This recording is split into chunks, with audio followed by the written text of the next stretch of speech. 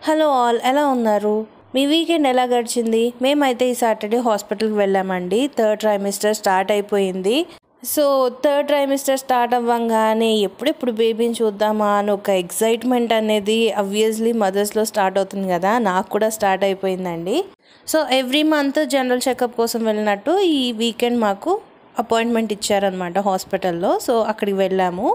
అయితే మార్నింగ్ లేవంగానే నేను బ్రేక్ఫాస్ట్ అయితే ఇడ్లీ తయారు చేశానండి. అండ్ ఇడ్లీ పిండితో దిబ్బరొట్టె వేస్తారు, మీకు ఐడియా ఉంటుంది. చాలా బాగుంటుంది టేస్ట్, ఒకసారి మీరు కూడా ట్రై చేయండి. అండ్ ఈ ఎండలకి వాషింగ్ మిషన్ అసలు మార్నింగే వేసేయాల్సి వస్తుందండి, చాలా హీట్ అయిపోతుంది. మేమైతే మా వాషింగ్ మిషన్ని బాల్కనీలో ఉంచుతామన్నమాట. సో అందుకని మార్నింగ్ లేవంగానే బ్రేక్ఫాస్ట్ చేయకంటే ముందే నేను వాషింగ్ మిషన్లో బట్టలు వేసేసి తర్వాత బ్రేక్ఫాస్ట్ చేస్తాను.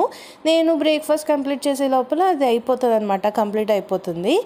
అలా సెట్ చేసుకుంటాను. కొంచెం మధ్యాహ్నం అలా అయ్యిందంటే టైము, ఇంకా వాషింగ్ మిషన్ వేడిగా తయారైపోతుంది. అండ్ నాకు హాస్పిటల్ అపాయింట్మెంట్ ఎప్పుడు వచ్చినా కానీ ఇంటికి వచ్చేప్పటికి ఈజీగా 1 అయిపోతుంది అనమాట. అండ్ ఇవాళ మా బాబు కూడా హాలిడే ఇచ్చారు, ఇంట్లోనే ఉంటున్నాడు. అందుకని ఇంటికి వచ్చి వంట చేయాలంటే చాలా కష్టమైపోతుందని నేను ఆల్రెడీ ఇంట్లో వంట చేసేసి హాస్పిటల్కి స్టార్ట్ అయ్యాను. అండ్ మా బాబు కూడా వచ్చాడండి ఇవాళ. వాడికి బేబీని చూడాలని చాలా ఎగ్జైటెడ్గా ఉన్నాడు. టీఫా స్కాన్ అప్పుడు ఫస్ట్ టైం చూశాడు బేబీని స్క్రీన్ మీద. తర్వాత మళ్ళీ ఈరోజు చాలా ఎగ్జైటెడ్గా నేను చెల్లిని చూస్తా మమ్మీ అంటూ నాతో పాటు వచ్చేసాడు హాస్పిటల్కి. అక్కడికి వెళ్ళి చూస్తే ఎంతమంది జనాలు అసలు. యాక్చువల్గా మా గైనిక్ కొంచెం బిజీగా ఉండడం వల్ల 2-3 డేస్ నుంచి ఓపీ చూడట్లేదంట. సో అప్పటి నుంచి అంటే దాదాపు 3 డేస్ నుంచి వచ్చే వాళ్ళందరూ కూడా ఆ రోజే వచ్చారు.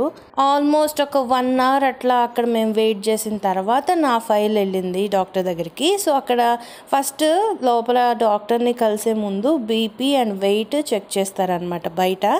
అదే చెక్ చేస్తున్నారు నన్ను ఇప్పుడు. తర్వాత డాక్టర్తో మాట్లాడాము లోపలికి వెళ్ళి. బేబీ అంతా బాగానే ఉంది, ఎవ్రీథింగ్ ఈజ్ ఫైన్ అనేప్పటికీ ఇంకా బయటకు వచ్చేసాము. బయటకు వచ్చినప్పటికీ మధ్యాహ్నం 1 అయ్యింది ఎగ్జాక్ట్లీ. అసలు ఈ ఎండలకండి ఫుడ్ మీద కంటే కూడా ఓన్లీ లిక్విడ్స్ మీదనే ఎక్కువ ఇంట్రెస్ట్ వస్తుంది తీసుకోవడానికి. సో అంత ఎండ చూసిన తర్వాత, అంతసేపు వెయిట్ చేసిన తర్వాత ఒక జ్యూస్ పడకపోతే ఎట్లా చెప్పండి. అందుకనే మేము రెగ్యులర్గా జ్యూస్ తాగే జ్యూస్ షాప్కి వెళ్ళిపోయాము. సో నేనైతే కర్బూజా మిల్క్ షేక్ తీసుకున్నాను అండ్ మా బాబు బనానా మిల్క్ షేక్ తీసుకున్నాడు. మా నాని అయితే ఎప్పుడు 2 జ్యూస్ల ఆప్షన్ అండి, ఒకటి బనానా ఇంకొకటి షుగర్ కేన్. ఆ 2 తప్పించి ఇంకేది తీసుకోడనమాట. నేను కర్బూజా తీసుకుందామని అనుకున్నాను కానీ సగం తాగినప్పటికే చిరాకు వచ్చింది నాకు.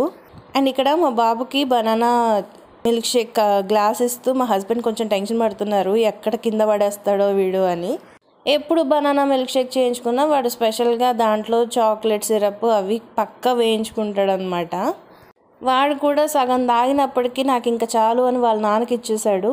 అండ్ మొత్తానికి మేము ఇంటికి వచ్చేసాము. ఇంటికి వచ్చేసిన తర్వాత నాకు హెల్ప్ చేస్తున్నాడు అనమాట, కార్లో నుంచి నా ఫైల్ అవి తీయడానికి హెల్ప్ చేస్తున్నాడు. అండ్ లిఫ్ట్ బటన్ నొక్కడానికి కూడా హెల్ప్ చేస్తున్నాడు. అవే చాలా పెద్ద పెద్ద హెల్ప్లు అనమాట వాడి దృష్టిలో. నేను మమ్మీకి హెల్ప్ చేస్తున్నా అంటూ చాలా హ్యాపీగా ఫీల్ అవుతాడు. సో ఇంటికి వచ్చిన తర్వాత కొంచెంసేపు ఫ్రెష్ అయిపోయి నేను వెంటనే మా బాబుకి లంచ్ అయితే తినిపించేశాను. అప్పటికే పాపం చాలా లేట్ అయిపోయింది వాడికి. సో అలా బొబ్బరి చిక్కుడు రైస్ కలిపి మా బాబుకి తినిపిస్తూ ఉంటే నాకు అనిపించింది సడన్గా, బాబోయ్ ఇప్పుడు ఈ బొబ్బరి చిక్కుడు తినాలా అనేసి. అందుకే వెంటనే నేను మా హస్బెండ్ చేత బిర్యానీ ఆర్డర్ పెట్టించేసుకున్నాను. ఈ హండీ బిర్యానీ చాలా బాగుంటుందండి, వెజ్ హండీ బిర్యానీ. బేసిక్గా నాకు ఈ బిర్యానీలు ఫ్రైడ్ రైస్లు అంటే చాలా చిరాకు, కానీ నేను కన్సీవ్ అయినప్పటి నుంచి బిర్యానీ మీద ఎంత ప్రేమ వచ్చిందంటే, నార్మల్గా అంటూ ఉంటారు కదా బిర్యానీ ఈజ్ అన్ ఎమోషన్ అనేసి, అది నా పైన అప్లై అవుతుంది. సో హ్యాపీగా బిర్యానీని నేను ఎంజాయ్ చేసిన తర్వాత కొంచెం సేపు రిలాక్స్ అయ్యి ఈవినింగ్ టైంలో మేము ఇంకా ఫ్రైడ్ రైస్ చేయడం స్టార్ట్ చేసాము. నేను ఫ్రైడ్ రైస్ చేశాను, మా హస్బెండ్ వచ్చేసి చికెన్ వండుతున్నారు. బేసిక్గా కన్సీవ్ అయినప్పటి నుంచి నాకు అసలు నాన్ వెజ్ స్మెల్లే పడట్లేదండి. అప్పటి నుంచి మా హస్బెండే వండుతున్నారు.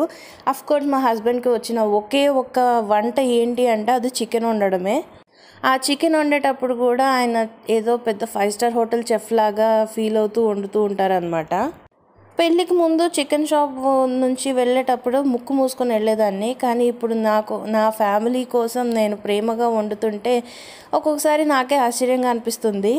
అఫ్కోర్స్ పెళ్ళైన ప్రతి ఆడవాళ్ళు వాళ్ళ ఫ్యామిలీ కోసం ఖచ్చితంగా ఏదో ఒకటి సాక్రిఫైస్ చేస్తూ ఉంటారు కదా, అది కూడా చాలా ఇష్టంతో ప్రేమతో. సో నా విషయంలో కూడా అదే జరిగింది. మా హస్బెండ్ చాలా బిజీగా ఉన్నారని చెప్పేసి నేనే చికెన్ని మ్యారినేట్ చేసి పెట్టేస్తున్నాను. నేను అలా మ్యారినేట్ చేస్తూ ఉంటే తను ఫాస్ట్గా వర్క్ కంప్లీట్ చేసుకొని, ఎందుకు నువ్వు కష్టపడుతున్నావు, నీకు పడదు కదా, ఇప్పుడు స్మెల్ అది పడట్లేదు కదా అని వచ్చేసి తను చేయడం స్టార్ట్ చేశారు చికెన్ని. అండ్ ఇంకో పక్క నేను వచ్చేసి ఫ్రైడ్ రైస్ వండుతున్నాను. వెజిటబుల్స్ అన్నీ కట్ చేసి ఫ్రై చేసి నేను ఆల్రెడీ బాస్మతి రైస్ ఉడకపెట్టేసుకొని ఫ్యాన్ కింద పెట్టి చల్లారబెట్టుకొని పక్కన ఉంచుకున్నాను అనమాట. సో అలా నేను మా హస్బెండ్ ఇద్దరం కలిసి కుకింగ్ చేసాము ఆ రోజు నైట్. నేను వచ్చేసి ఫ్రైడ్ రైస్ చేశాను, మా హస్బెండ్ వచ్చేసి చికెన్ కర్రీ చేశారు. బేసిక్గా మా ఫ్యామిలీలో ఎలా ఉంటుందంటే బాయ్స్ని ఎవరిని కూడా కిచెన్లోకి రానివ్వరు. అదేదో పెద్ద క్రైమ్ లాగా చూస్తారనమాట అబ్బాయిలు కిచెన్లోకి వస్తే. అందుకనో ఏమో మా హస్బెండ్కి అసలు టీ పెట్టడం కూడా చేత కాదు. నాకు అనిపిస్తూ ఉంటుంది ఎప్పుడైనా తను టీ పెడితే కొంచెం తాగాలి అని. కానీ ఆ అదృష్టం ఇప్పటివరకు అయితే రాలేదు. ఇక మీదట వస్తుందన్న నమ్మకం కూడా నాకు లేదు. తను చేసే ఒకే ఒక వంట చికెన్, ఆ చికెన్ నేను తిన్ను.